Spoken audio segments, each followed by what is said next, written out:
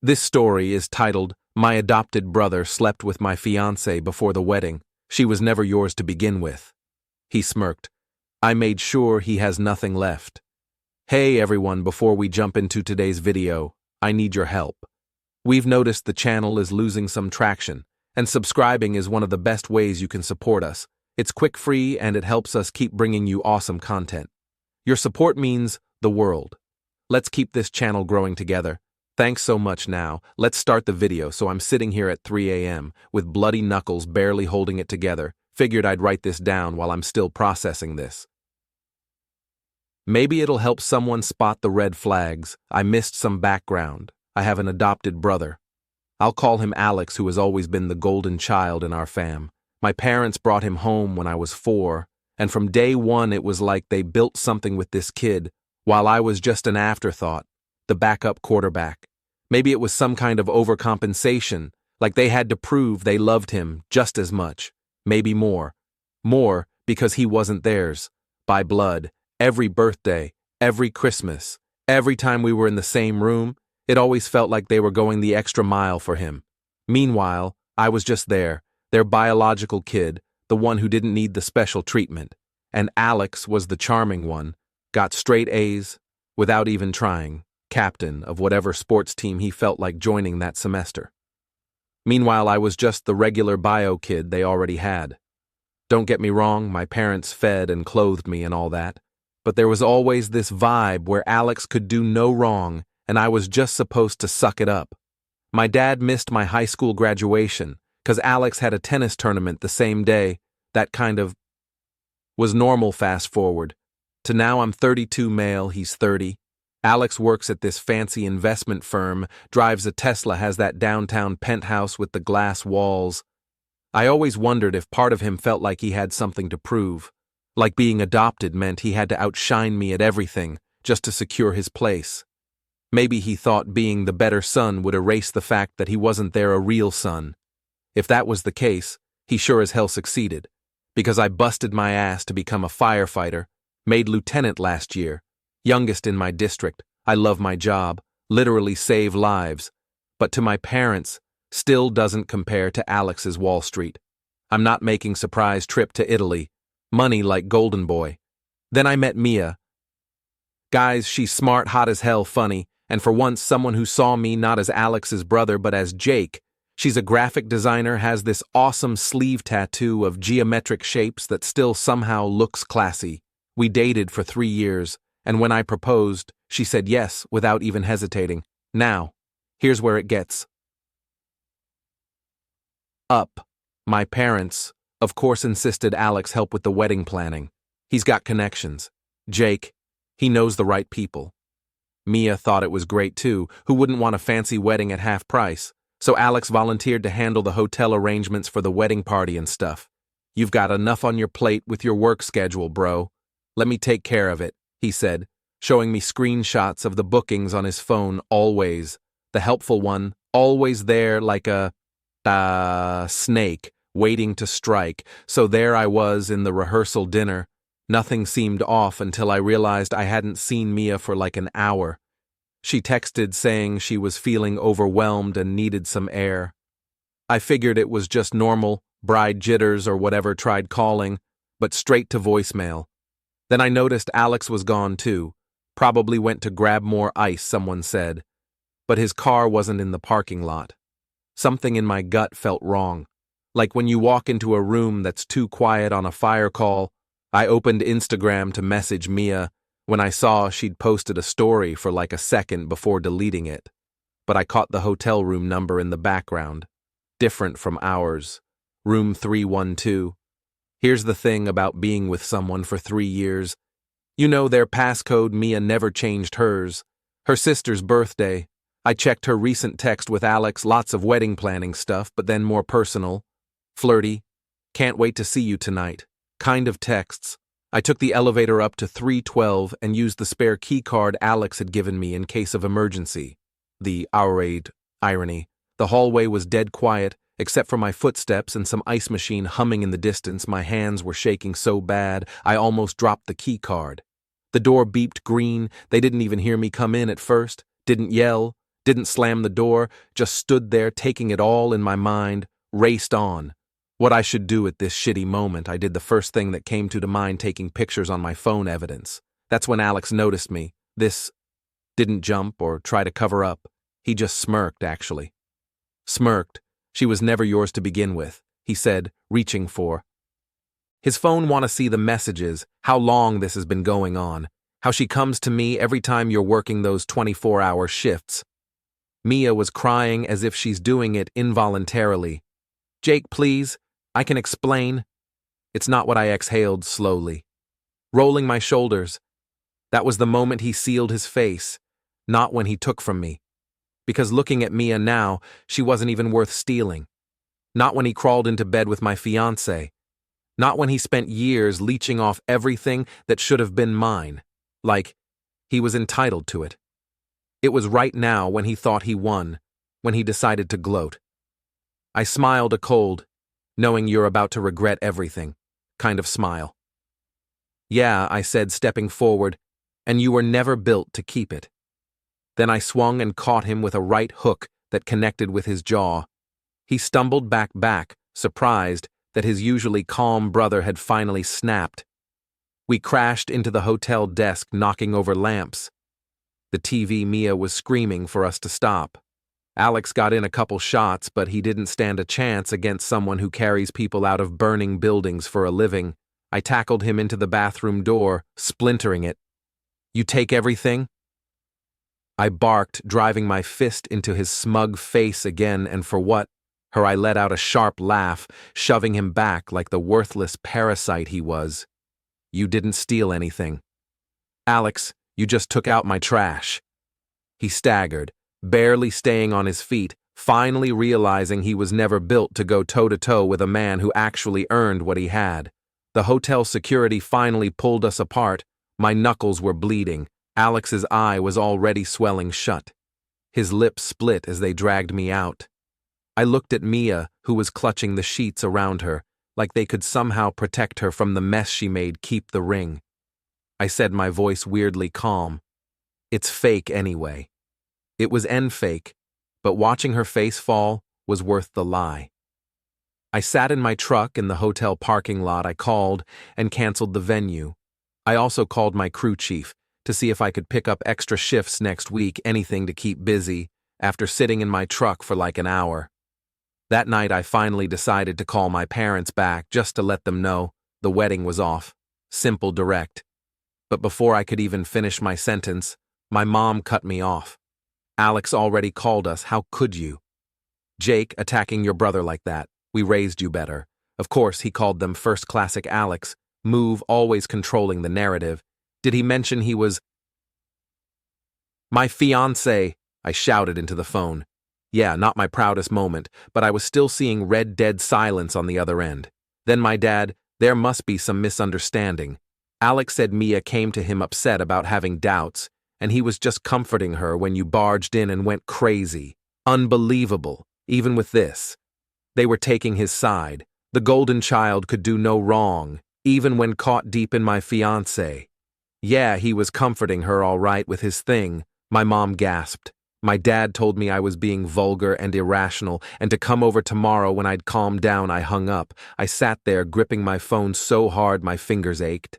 My head was pounding, my heart still slamming in my chest, but I wasn't even sure if it was anger anymore. It felt like I was free falling, like my entire life had just split down the middle, and I had no idea where I was going to land. Mia was gone. The weeding was off.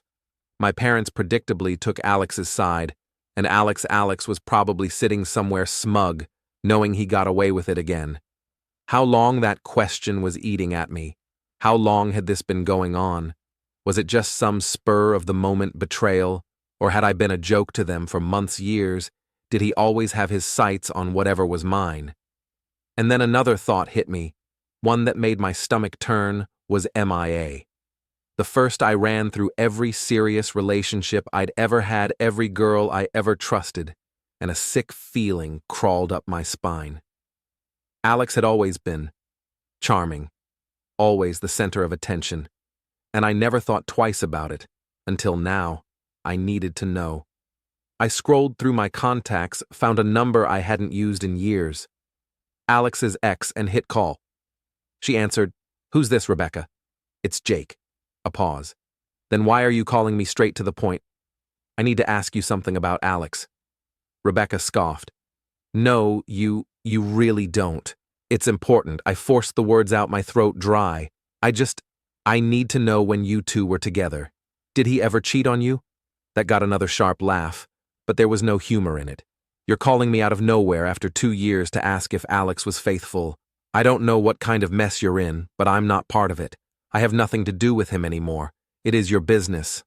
My voice came out harsher than I meant it to, but I didn't care. He was sleeping with Mia.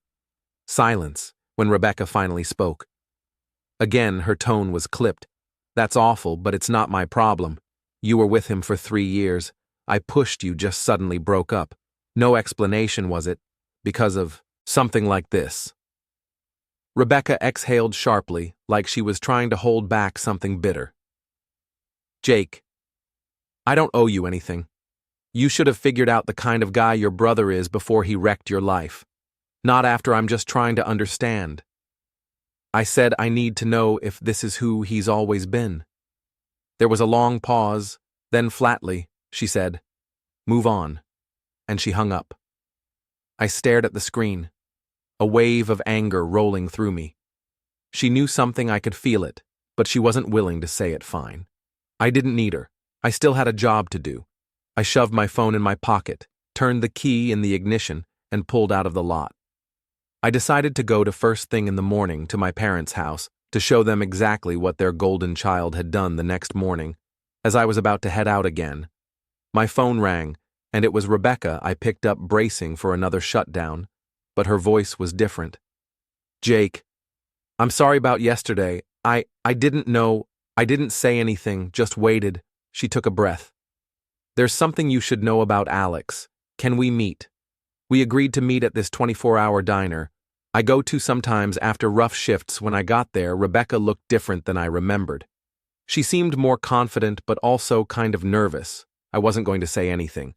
She started fidgeting with her coffee cup, but after what he did to you and Mia, you deserve to know. She pulled out her phone and showed me pictures of a little boy, maybe 18 months old, cute kid, curly hair, big eyes.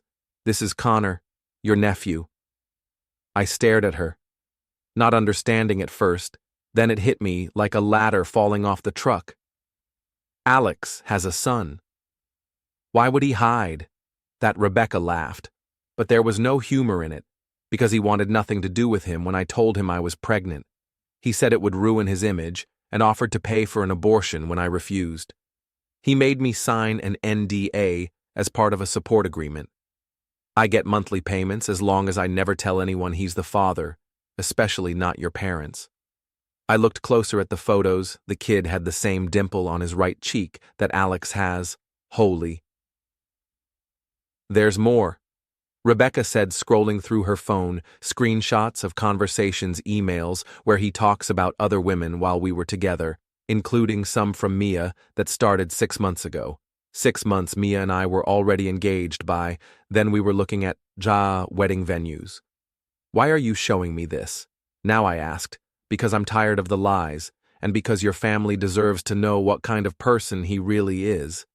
She hesitated. "There's something else you should know. Alex has been taking credit for your work at the fire department." I blinked. "What? How?" "You know Tony at your station. The one with the podcast about extreme sports, Tony.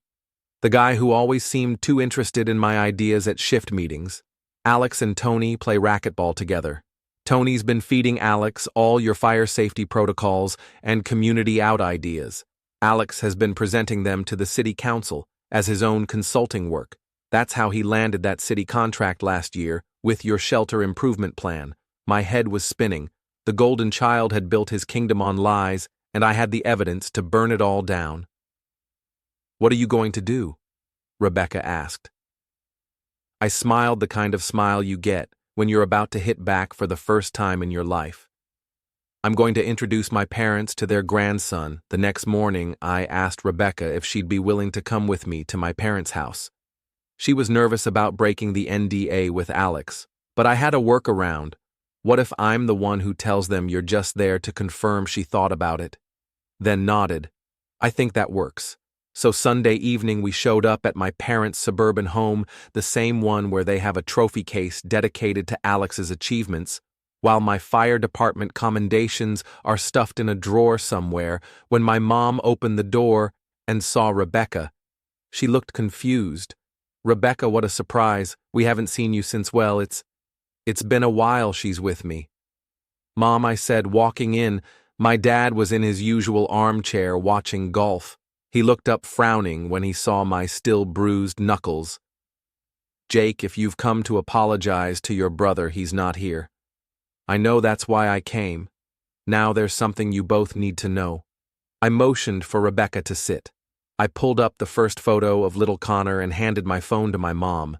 My dad leaned over to look what a cute baby, my mom said, confused. Who child is this? Your grandson. I said, FL Alex's son. The color drained from both their faces. My dad snatched the phone, zooming in on the picture, like he couldn't believe what he was seeing. That's not possible. Alex would have told us if he had a child. Rebecca spoke up. He made me sign an agreement never to tell anyone he pays child support on the condition I keep quiet. I swiped to the next photo. Connor at the park, the family dimple clearly visible. Oh my God, my mom whispered. He looks just like Alex did. At that age, my dad finished voice hollow. I took back my phone and pulled up some of the screenshots Rebecca had shared. There's more. Alex has been cheating on every girlfriend he's ever had, including with my fiancé for at least 6 months. My parents sat in stunned silence as I showed the message after message, date and time stamped, and I continued. He's been stealing my work through a guy on my crew, presenting it as his own to city officials. My dad shook his head. No. There must be some explanation. That's when the front door opened and Alex walked in. Perfect, arasai. Timing, he froze when he saw all of us in the living room, his eyes locking on Rebecca, and then the phone in my hand. One side of his face was purple from where I'd connected. What the is she doing here? He snarled. My mom stood up, tears in her eyes. Is it true? Do you have a son? Alex's face went through about 5 expressions in 2 seconds, finally settling on cold calculation. Rebecca's mentally unstable. That kid could be anyone's. Stop lying. Rebecca cut in something fierce in her voice. I have the DNA test results in my purse. Connor is your son and these people are his grandparents. My dad stood now too, looking older than I'd ever seen him all these years. We trusted you, supported you. We always tried to make you feel like you belonged, and this is how you repay us, by lying, by hurting your brother. Alex laughed, that condescending laugh I'd heard 1,000,000 times. Oh, please, poor Jake, always the victim. You want to know why Mia came to me? Because she was bored, because Jake's just a... He didn't finish, because my dad did something I'd never seen in my 32 years. He slapped Alex across the face. Get out of my house, he said, voice shaking now. Alex looked stunned, touching his cheek, where the slap had landed on top of my bruise. Then his eyes narrowed. Fine, but don't expect another dime from me. No more vacations, no more helping with the mortgage. You're on your own. As he stormed out, slamming the door, my parents collapsed onto the couch. My mom was openly sobbing. Now I'm so sorry, Jake, she kept saying. We didn't know, we didn't see. It wasn't the vindication I'd expected. It just felt sad after Rebecca left. I stayed for a couple more hours, just talking with them. They had a lot of questions about Connor. When was he born? Does he have any allergies? Does he like dinosaurs or trucks? Kids not even 2. So both, I guess. Monday morning I spent canceling all the remaining wedding stuff. Pro tip, when vendors hear my brother slept with the bride, they get surprisingly flexible about refund policies. Most gave back at least 70%. Even the venue, that was supposed to be non-refundable. The few who were being dicks about it, let's just say their Yelp pages are about to get some pretty detailed reviews. Mia's been blowing up my phone first, with the apologies, then with accusations like, you never made me feel special and you work too much, then back to begging forgiveness. Most recent one was a voice message where she's crying so hard I can barely understand her saying she made a huge mistake and Alex manipulated her. I haven't blocked her. I'm just letting the messages pile up in case I need them later. Plus, it's kind of satisfying watching her spiral NGL. The interesting part started Tuesday. Remember Tony from my fire station? The guy who was feeding info to Alex. I confronted him during shift change, laid out everything I knew. Dude turned white as a ghost. I didn't know he was using you like that. He stammered. He just asked casual questions about your schedule. Your policies said he was proud of his brother's work. Save it. I told him, you've got two options. Help me take him down properly. Or I go to the chief today about how you've been sleeping through night shifts and swapping coverage without logging it. Tony chose option one, smart guy with his help. I compiled evidence of all the times Alex had used his connections to get special treatment, including the consulting he did for the fire marshal's office, where he basically took my safety improvement suggestions from family dinners and presented them as his own to city officials.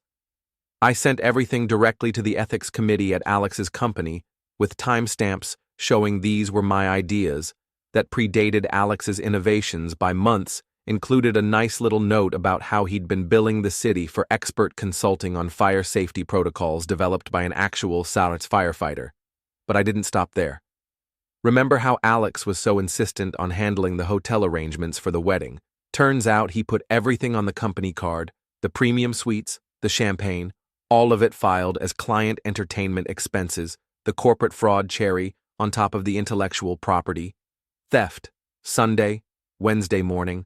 I got a call from Rebecca. She was crying, but happy tears this time. They called me. She said Alex's parents, they want to meet. Connor, turns out my mom couldn't wait. She'd asked me for Rebecca's number and called her first thing. Monday morning they arranged for a park. Meet up on Thursday. I don't think Alex knows yet. Rebecca said he hasn't changed the child support deposit or anything. He will soon. I told her sure enough. Wednesday afternoon, my phone blew up with text from Alex. What the did you do? My boss just called me in for an emergency meeting, you snake. I didn't respond, just let him stew. Thursday morning I was on shift when the station TV caught my eye. Local news was showing Alex's investment firm, the ticker at the bottom, read, Local investment banker suspended aid ethics investigation. My captain saw me staring and clapped me on the shoulder. Isn't that your brother's firm? Yeah, I said, trying not to smile too. Obviously. Huh.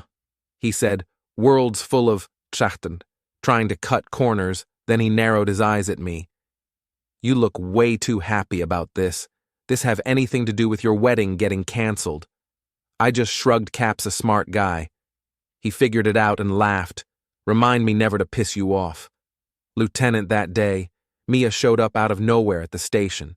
She looked like hell. Puffy eyes, hair a mess that hole. Feel sorry for me. Look, she probably practiced in the mirror before coming 2 minutes. She begged. Please, Jake. I made a horrible mistake. I didn't say anything. Just turned and walked toward my truck. If she wanted to talk, she could do it, where my crew wouldn't have to watch. She trailed after me, desperate. I don't know what I was thinking. She started. Alex was just so attentive, always there when you were working those 24-hour shifts. 48-hour shifts. I cut in. If you're going to blame my job for you cheating, at least get the schedule right. She flinched, but kept going. That's not what I meant. I got caught up in the attention. He made me feel special, but it wasn't real. What we had was real. I want to fix this too. Late. I said, voice flat. You made your choice. Live with it, please. She was crying now, hands shaking like this was some kind of dramatic movie scene. I'll do anything. We can postpone the wedding, go to counseling. My phone buzzed with a news alert. I checked it and smirked before turning the screen toward her investment banker, fired over ethics violations and corporate fraud. The blood drained from her face. Is that Alex? Yep, guess his career's over no more. Penthouse no more Tesla. Hope it was worth it. Her mouth opened, then closed, but he said it was just a misunderstanding, that they were jealous of his success. I let out a sharp laugh. You believe that the guy who lied about having a kid, the guy who screwed his own brother's fiancé, and you thought he was honest with you? Her eyes snapped to confused wait. What? I laughed. You didn't know her breathing hitched. Alex has a child. I pulled out my phone again, scrolled to the picture Rebecca sent me, and held it out. A curly-haired toddler smiling at the camera. Meet Connor, your ex-fiancé's nephew. She stared at the screen, her face going through about 5 different emotions. In 2 seconds, he lied to me. Her phone rang, Alex's name flashing on the screen. She hesitated, then declined the call. Her hands trembling. What should I do? I snorted. Not my problem. I yanked open my truck door and climbed in, but if I were you, I glanced at her one last time. I'd be careful, a guy who's lost everything he's got, nothing left to lose. I didn't wait for a response, just pulled out and left her standing there in the parking lot looking completely wrecked. I didn't care, this wasn't my mess anymore. As I walked back into the station, I ran into Erin, one of the paramedics I'd known for years. She had this way of making the worst days feel manageable, like she carried an invisible weight for everyone else. You good? She asked, glancing at Mia still standing outside like some tragic movie heroine. I exhaled. Yeah, just took out the last piece of trash for my life. She snorted about time. Then after a beat, you ever going to let me buy you a drink? Or are you still on your lone wolf trust? No one. I blinked. I hadn't even considered dating again, but the way she said it like it was just a normal thing, no pressure, felt different. Give me a couple weeks, I said half joking. She smirked. You've got one. And then she was gone, leaving me standing there, suddenly wondering if moving on didn't have to be so complicated. And as it turned out, Alex's mess was only getting started. Remember how his company fired him for ethics violations and fraud? Turns out that was just the beginning. The ethics committee didn't just fire him, they reported him to the Financial Regulatory Board. His broker license is being reviewed, which basically means he's unemployable in his field. The fancy corporate credit card is gone, and apparently he was living pretty much paycheck to paycheck, despite the high salary, lots of debt, minimal savings. I know all this because my parents have been getting regular updates from him, mostly desperate calls asking for money. They've been keeping me in the loop, which is a new and weird experience for once. I'm not the last to know family news. Meanwhile, Mia's been on her own spiral. She lost her job at the design firm, not because of any scandal, but because she stopped showing up after our wedding was called off. Her roommate, who was supposed to be a bridesmaid, reached out to me last week. Apparently, Mia's been crashing on the couch, crying constantly, and refusing to look for new work. She keeps saying she's going to fix things with you. The roommate told me I told her to move on, but she's not listening. I blocked Mia's number after that, not dealing with that level of delusion, but the real urdi hit the fan last night. I was at home watching the hockey game when someone started pounding on my door around 11 p.m. I checked the peal and nearly fell over. It was Alex, looking like absolute hell. He had a fresh black eye, his clothes were wrinkled, and he read of cheap beer when I opened the door. Not exactly the polished investment banker image he used to maintain. "Can I crash here?" He slurred, trying to push past me. I blocked the doorway. "What happened to your eye?" He touched it, like he'd forgotten it was there. Ran into one of Mia's friends at a bar, guy sucker punched me. "And you're here because got evicted yesterday, been staying at a motel, but my card got declined." The pathetic part is he wasn't even trying to sound sympathetic, like he genuinely expected I'd just let him in after everything not happening. I said. Starting to close the door, he stuck his foot in the gap. "I'm your brother." I let out a cold laugh. "You're not my brother. You're just some kid my parents picked up and decided was more important than me." His face twisted, but I didn't let him get a word in. "You want to talk about family? A real brother doesn't stab you in the back. A real brother doesn't steal from you. Doesn't sleep with your fiancé.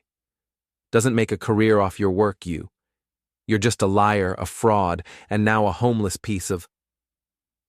His mouth opened and closed like he wanted to argue but didn't know where to start. He settled on sheer entitlement. God, are you still on that? It was weeks ago he actually sounded annoyed, like I was being unreasonable for not letting it go. I shoved his foot out of the way with my own go-crash with one of your banker friends, or Mia.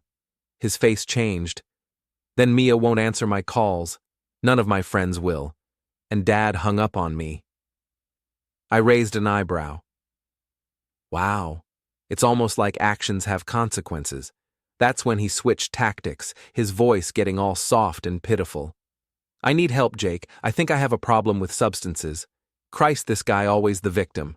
You have lots of problems, Alex. None of them are my responsibility. Where am I supposed to go, he wheeded. There's a shelter on Ethan Pine. I helped set up their fire safety system last year. Tell them Lieutenant Reeves sent you. His face contorted in disgust. A shelter? I'm not some bum could have fooled me, I said, and slammed the door in his face. He started pounding on it again, yelling all kinds of about how I'd ruined his life and always been jealous. Classic Alex, rock bottom and still convinced it's everyone else's fault. I turned up the TV volume and let him tire himself out. My neighbor across the hall, a retired detective, poked her head out. At one point, I heard Alex try to charm her into letting him use her phone that went out as well as you'd expect. Eventually he left, but not before shouting that this wasn't over. Very original threat. Much scary this morning, I got a text from a number I didn't recognize. This is Rebecca. Alex showed up at my apartment at 3 a.m., demanding to see Connor. I called the police. They took him away, but said, I need a restraining order. Can you help? So that's where I'm headed now. The courthouse downtown to help Rebecca file paperwork. My buddy from the academy is a sheriff's deputy now, and he said he'd help fast-track it. Meanwhile, my parents are beside themselves. My dad wants to get Alex into rehab. My mom's torn between the son she raised and the son she enabled, and I'm just trying to protect the innocent people caught in the wreckage. Alex leaves behind. Alex finally ran out of people to con. The golden child routine doesn't work when there's nothing left to take.